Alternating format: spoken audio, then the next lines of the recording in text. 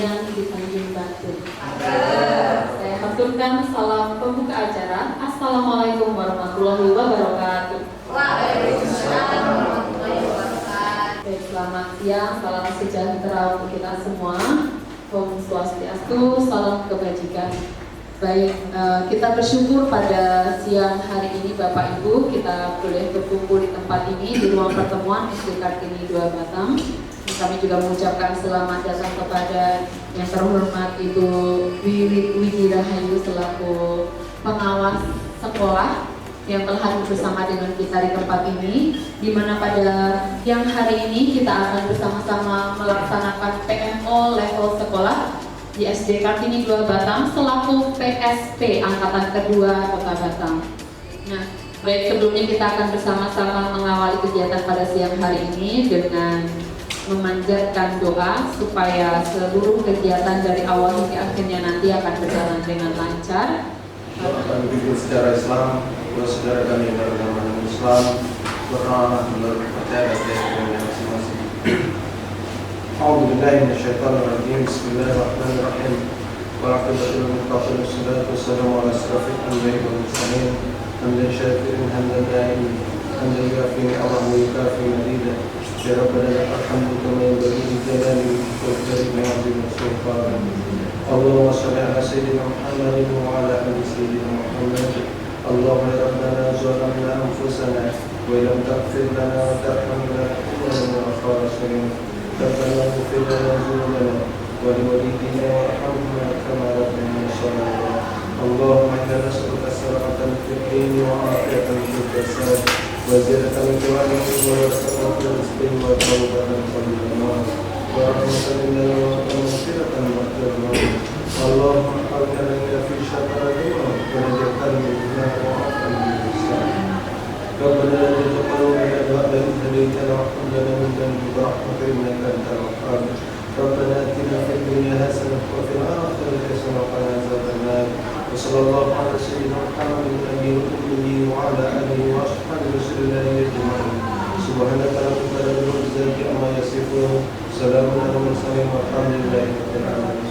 Baik, tidak berlama-lama kita akan mendengarkan sambutan dan juga kesediaan untuk Ibu Bibit untuk dapat membuka kegiatan PMO pada siang hari ini. Karena itu waktu depan. Assalamualaikum warahmatullahi wabarakatuh. Alhamdulillah wa syukurillah kita dalam keadaan sehat sehingga kita dapat berkumpul di SD Kartini 2. Insyaallah salam kita serahkan kepada Nabi besar Muhammad sallallahu alaihi wasallam. Allahumma shalli ala sayyidina Muhammad wa ala ali sayyidina Muhammad. Yang saya hormati Bu Desi, Kepala Sekolah SD Kartini 2. Yang saya sayangi Bapak Ibu Guru Kartini 2. Hari ini kita berkumpul bersama dalam rangka PMO. PMO itu adalah fungsi dari koordinasi, monitoring komunikasi, pengelolaan atau kinerja dan pelaporan di sekolah PSP. Harapan sebagai pengawas hanya mengawasi dan memantau aktivitas sekolah, menjalankan tugas dan tanggung jawab sesuai dengan kebijaksanaan yang telah ditetapkan. Adapun di sini nanti akan dapat kita melihat dari indikator PMO sendiri, yaitu salah satunya hasil belajar, satu mengenai indikator hasil belajar, dua mengenai hasil raport mutu pendidikan yang lebih nyaman, aman sekitar kita, dan raport pendidikan yang menjadi yang lebih bagus. Tiga, indikator pembelajaran, dari pembelajaran di kelas, dari metode, dari kualitas anak didik, semua itu nanti kita bahas bersama. Ya, Bapak Ibu kalau ada kendala di mana-mana, barangkali dengan adanya PMO ini salah satu jalan untuk menyelesaikan suatu masalah. Tidak ada suatu masalah yang tidak bisa diselesaikan. Apa itu yang cepat sekali menyelesaikan masalah, yaitu dengan menggunakan PMO ini, yaitu masalah sekolah-sekolah SD. Yaitu keempat indikator berbasis data. Jadi semuanya ini nanti dapat dihasil dengan kinerja-kinerja dari asesmen, ya, dari AFBK, dari semuanya. Hasil dari kita ini bisa dilihat dengan peningkatan Bapak Ibu di dalam mengajar dan sebagainya. Jadi adalah ruang suatu tempat kita saling berkomunikasi, menyelesaikan masalah-masalah yang Bapak Ibu hadapi. Ya, mudah-mudahan dengan adanya PMO ini semua yang kita harapkan bersama, sekolah SD Kartini 2 menjadi lebih maju. Amin, amin ya rabbal alamin.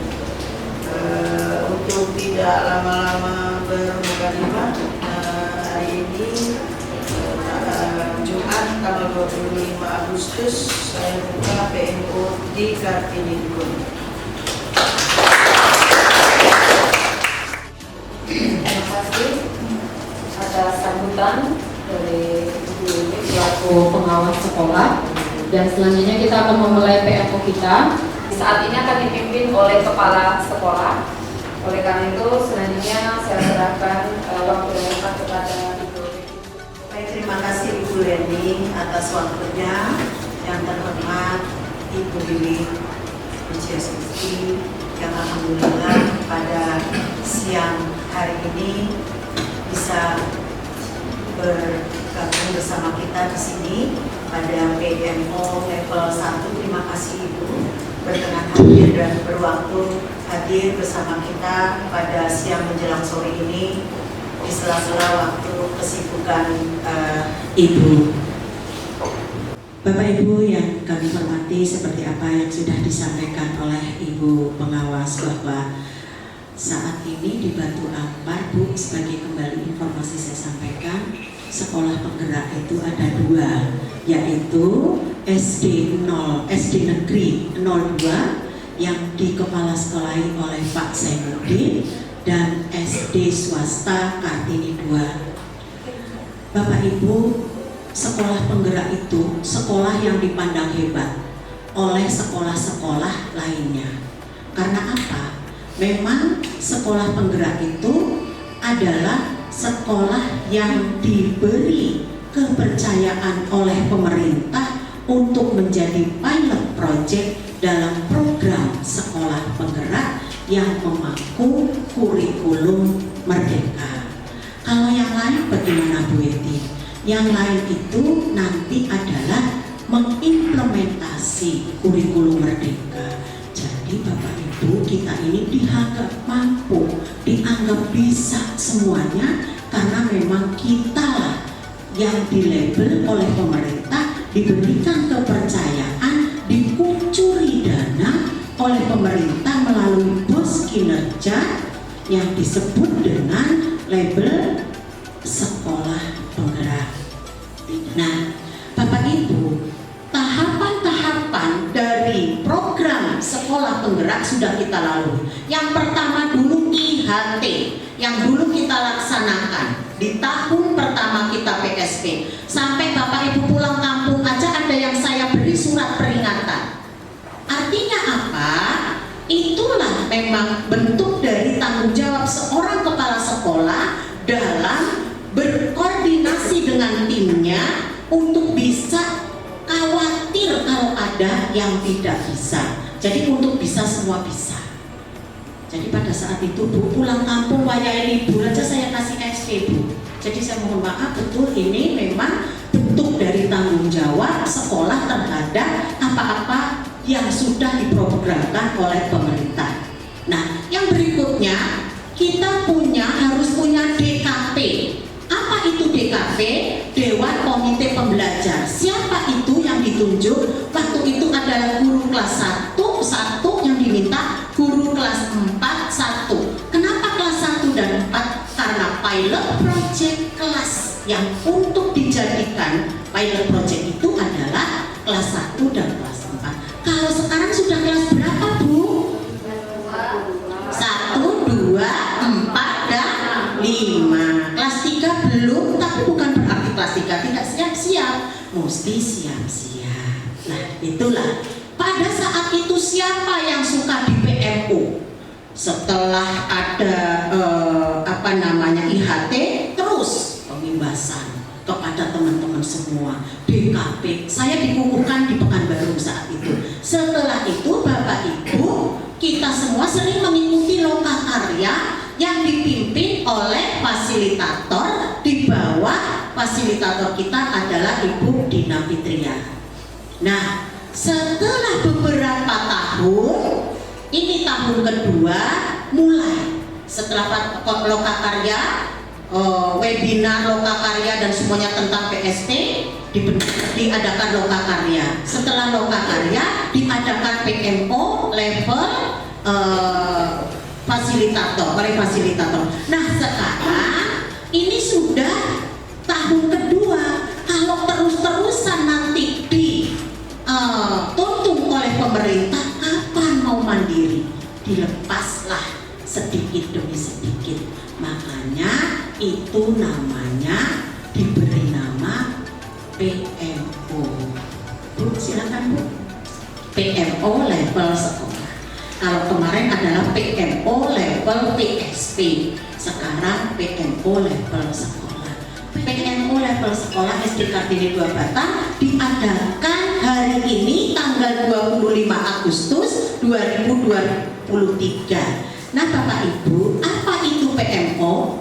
PMO adalah kepanjangan dari atau singkatan dari Project Management Office. Project Management Office atau PMO level sekolah ini tujuannya adalah untuk mengevaluasi, merefleksi, mencari akar masalah dan mendiskusikan serta mengawali kegiatan karena masalah-masalah tadi.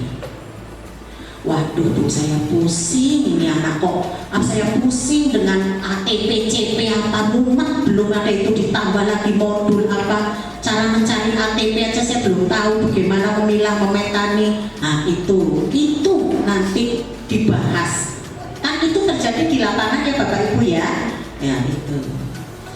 Siapa sih ini tujuannya? Yang digosipkan dalam CP ATP itu siapa? Yang digosipkan dalam PMO itu siapa? Harus siswa. Kita harus gosipkan siswa. Bapak Ibu, tindakan apa? Semuanya mesti bermuara untuk siswa, untuk kehebatan siswa, untuk mengatasi kendala-kendala siswa. Bapak Ibu, PMO ini juga dibatasi dengan deadline yang ditunggu oleh pusat. Bu, jangan enak-enak aja Bu, dapat boskin, tanggung jawabnya. Ini diantaranya Bapak Ibu. PMO projectnya kita, managerial office itu diminta selama 6 bulan. 6 bulan kita ngapain Bu? Nanti ngapainnya? Kita belajar ini dulu Bapak Ibu. Jadi Bapak Ibu, PMO pertama ini kita adakan sekarang Agustus sampai September. Pelaporannya ke pusat melalui SIM PKB Kepala Sekolah paling terakhir itu tanggal 20 September 2023. Jadi apa Bu yang dilakukan di pertama ini? Nanti ada di sana setelah ini. Bu, PMO kedua nanti diadakan lagi. Adakan lagi Bu, pokoknya selama 6 bulan. Di Oktober dan November itu setiap tanggal 10 paling terakhir. Kenapa ini Bu tanggal 20? Karena ini pertama diluncurkan PMO-nya itu diadakan 2 bulan sekali, 2 jam pelajaran, 1 jam pelajarannya 40 sampai 45 menit. Nah, ini tadi sebetulnya sudah saya jelaskan refleksi pertama bulan Agustus September ini adalah disebut juga pra-PMO level sekolah. Apa yang dicari 1, 2 tadi, menemukan akar masalah. Nah, Bapak Ibu, kalau ini akar permasalahannya kita, pemerintah itu sudah menyusun pedoman. Apa pedomannya? Topik dan subtopik PMO level sekolah. Kalau tadi masa, nah Bapak Ibu ini dari pemerintah, ini yang nyusun pemerintah, Bapak Ibu, bukan kita. Kita tinggal milih. Masalah kita itu berarti tadi memahami ATP atau Bapak Ibu. Nah, kira-kira topik yang akan kita pilih yang apa? Yang sesuai dengan kondisi, masalah, hambatan tadi. Masuk ke topik mana? Pertama atau kedua? Kedua. Ya.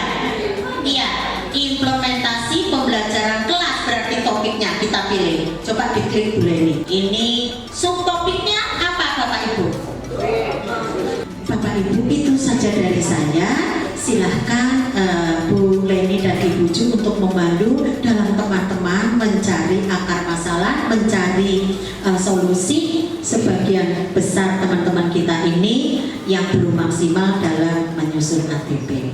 Terima kasih, itu saja yang bisa saya sampaikan.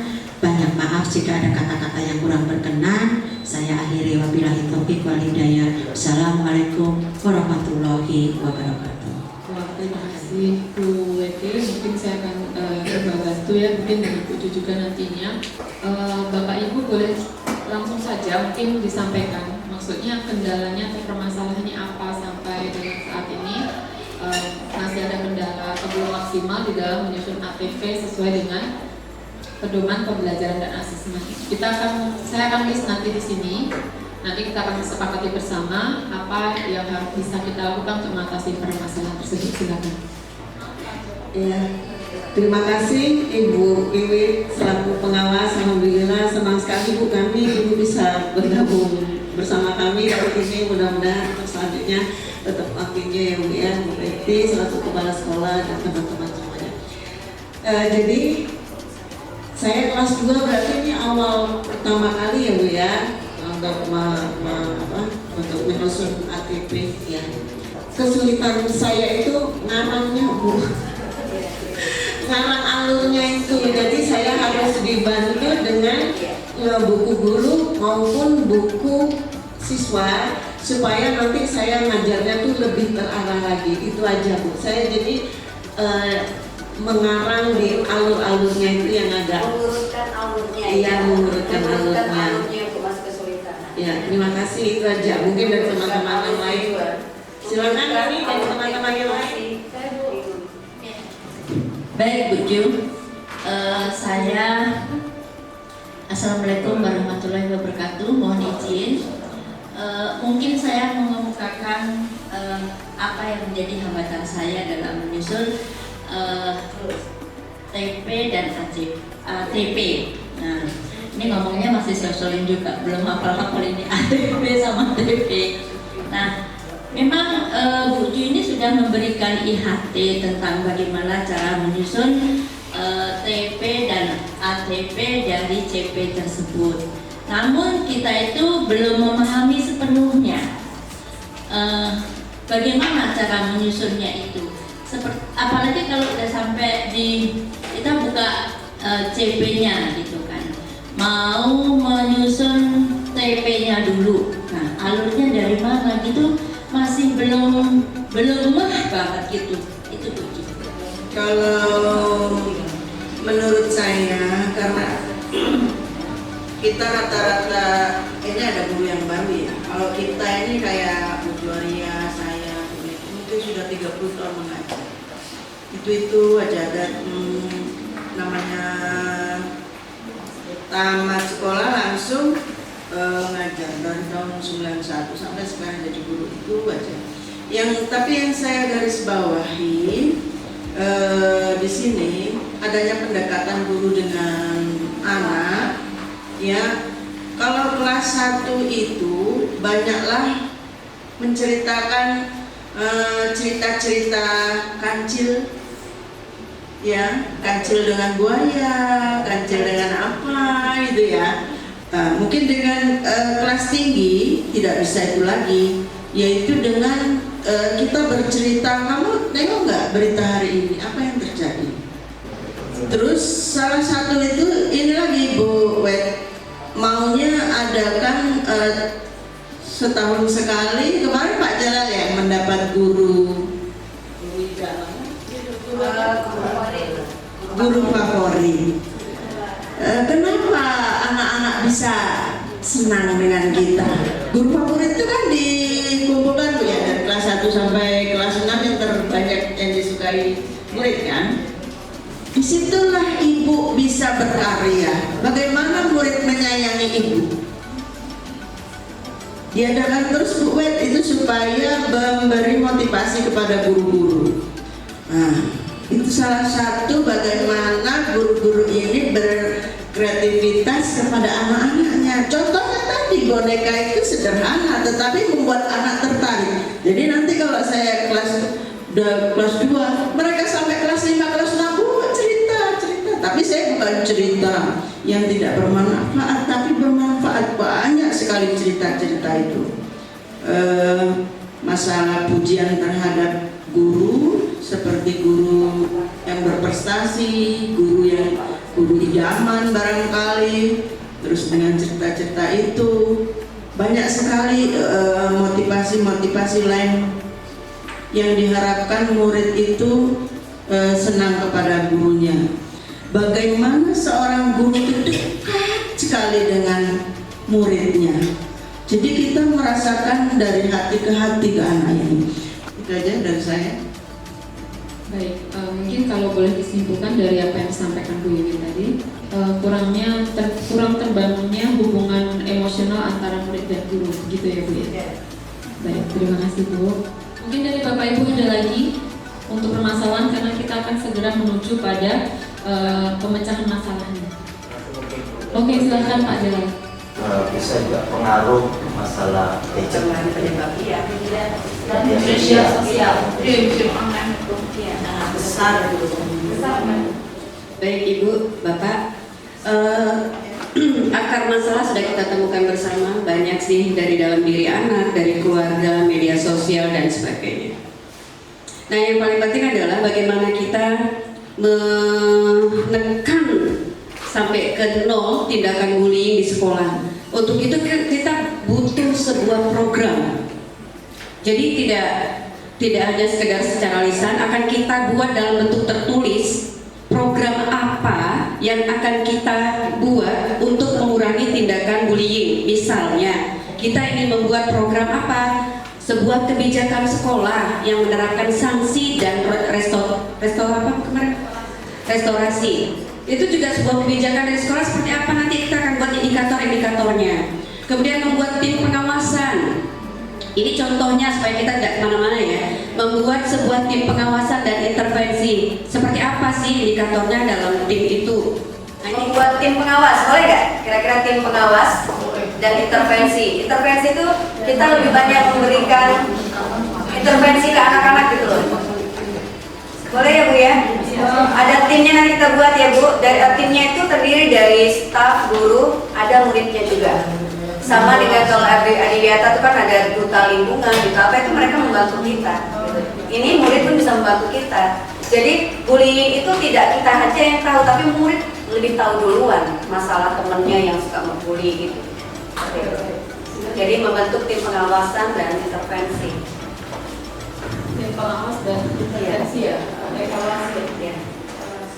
Mohon maaf untuk yang ini pemecahan atau masalah dari berkaitan dengan tindakan bullying ini Bu. Sebenarnya ada satu program yang pemerintah ada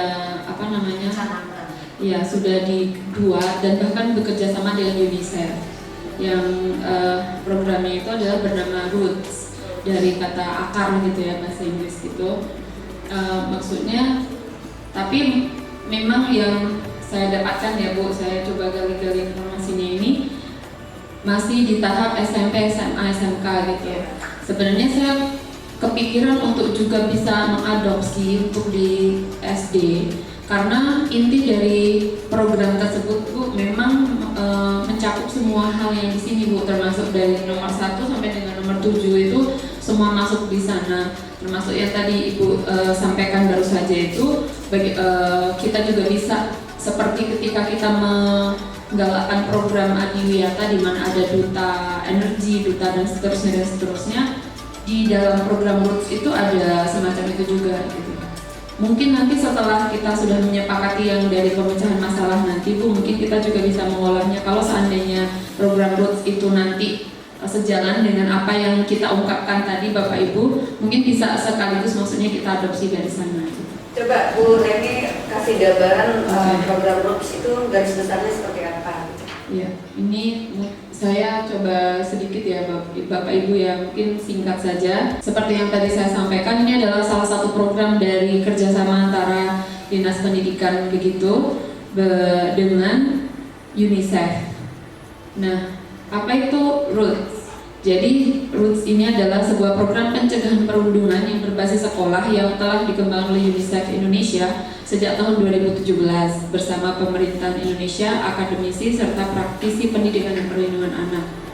Nah, hal yang berkaitan dengan itu, ini adalah berkaitan dengan perundungan itu sendiri. Ini adalah gambaran kegiatannya. Di sana nanti ada beberapa modul yang memang harus wajib diikuti oleh seluruh agen perubahan. Jadi siapa agen perubahan itu? Agen perubahan itu adalah murid-murid yang dipilih oleh seluruh murid dari kelas 1 sampai kelas 6 dengan cara setiap murid memilih 10 temannya yang dia dengan pertanyaan seperti ini. Siapakah teman baikmu? Tapi dicatat 10 demikian. Mungkin kalau kita mau membuat lebih kerucut 5 saja misalnya.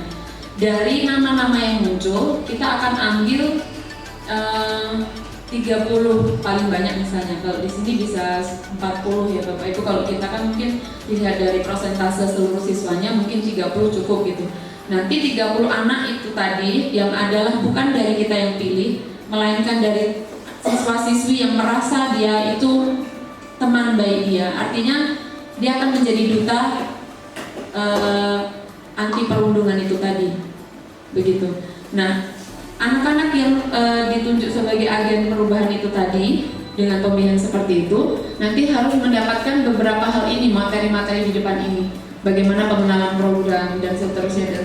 Dan fasilitatornya kita bisa mengoptimalkan Bapak Ibu guru semuanya. Tentu saja kita harus menggali lebih banyak lagi juga. Atau misalnya tadi mau mendatangkan seperti yang disampaikan Bu Eti tadi atau Bu Wiwit tadi yang sampaikan, ada mau memanggil dari kepolisian atau dari mana, itu mungkin juga akan lebih mengenal lagi, ya begitu. Nah berikutnya ini pelaksanaan programnya. Yang pertama adalah pelatihan fasilitator dulu. Nah ini dari mereka ya sebenarnya. Ini sebenarnya dari mereka.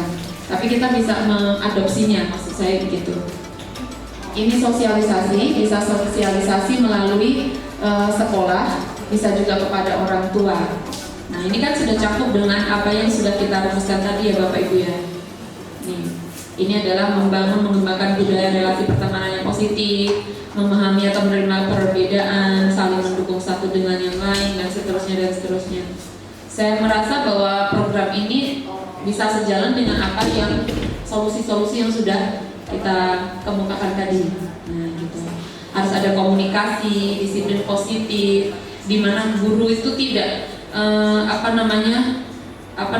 misalnya kalau zaman dulu saya masih sempat dijewer, tapi sekarang tidak jewer lagi. Dimana bahwa kalau jewer itu menyakiti orang itu tidak boleh. Menyakiti orang dalam waktu berkesinambungan terus menerus itu adalah salah satu bullying, nah semacam itu. Jadi konsep-konsep yang sederhana itu akan masuk di murid demikian. Kemudian mengajarkan berani berkata tidak, nanti akan larinya ke sana ya Bapak Ibu ya, kebiasaan dan seterusnya. Nah ini tadi yang disebutkan Bu Wana juga ada di sini mengenai bagaimana setiap orang harus peduli, ada pengawasan, kerjasama, ada call center, ada layanan pelaporan semacam itu. Jadi dia terangkum tadi ya. Iya, sebenarnya kalau boleh dibilang sebelum kita sudah tahu yang hal ini, ternyata dari kita sendiri mindset kita ke sana gitu. Dan ternyata kita bisa mewadahinya dengan satu program ini gitu. Nanti kita bisa pelajari bersama-sama yang ini Bapak Ibu. Kemudian kita harus bagaimana ada fast respon, kemudian ada catatan, bagaimana yang ada hope visit dan seterusnya. Kalau hal ini kita lakukan secara konsisten, berkesinambungan, saya yakin pasti setidaknya akan mengurangi angka perundungan di sekolah. Demikian Bapak Ibu, terima kasih. Bu Leti, Bu Jun, bersama. Baik Bapak Ibu, demikianlah PMO kita yang level 1 ini di bulan Agustus dan nanti akan sampai di bulan September. Mungkin nanti programnya akan kita buat tanggal-tanggalnya ya Bu Ju dan Bu Leni supaya teman-teman pun bisa bersiap-siap untuk program PMO ini. Bapak Ibu, hari sudah menunjukkan pukul 16:05. Bagi Bapak Ibu yang akan melaksanakan ibadah sholat asar juga sudah waktunya. Maka pertemuan kali ini mohon izin Ibu Pengawas kami tutup. Sebelumnya kami mengaturkan ribuan terima kasih kepada Ibu yang dari awal hingga akhir sudah berkenan mendampingi kita. Ini sesuatu yang sungguh luar biasa, membuat kita semua jadi tambah semangat. Terima kasih Ibu, banyak maaf saya atas nama pribadi dan teman-teman semua atas apa-apa yang kita selenggarakan jika ada yang kurang berkenan di hati Ibu dan teman-teman semua. Demikian Bapak Ibu, saya akhiri wabillahi taufiq wal hidayah. Sampai bertemu di PMO level 2 level 1, masih level 1 bulan September yang akan datang. Terima kasih, saya akhiri wabillahi taufiq wal hidayah. Assalamualaikum warahmatullahi wabarakatuh. Yang terakhir mungkin Bu Leni bisa kita suarakan bahwa sekolah penggerak, tergerak, bergerak dan menggerakkan. Baik, siapa kita? SD Kartini 2. SD Kartini 2. PSC Angkatan 2. SD Kartini 2. Tergerak, bergerak, menggerakkan. Tanamkan di dalam dada profil pelajar Pancasila.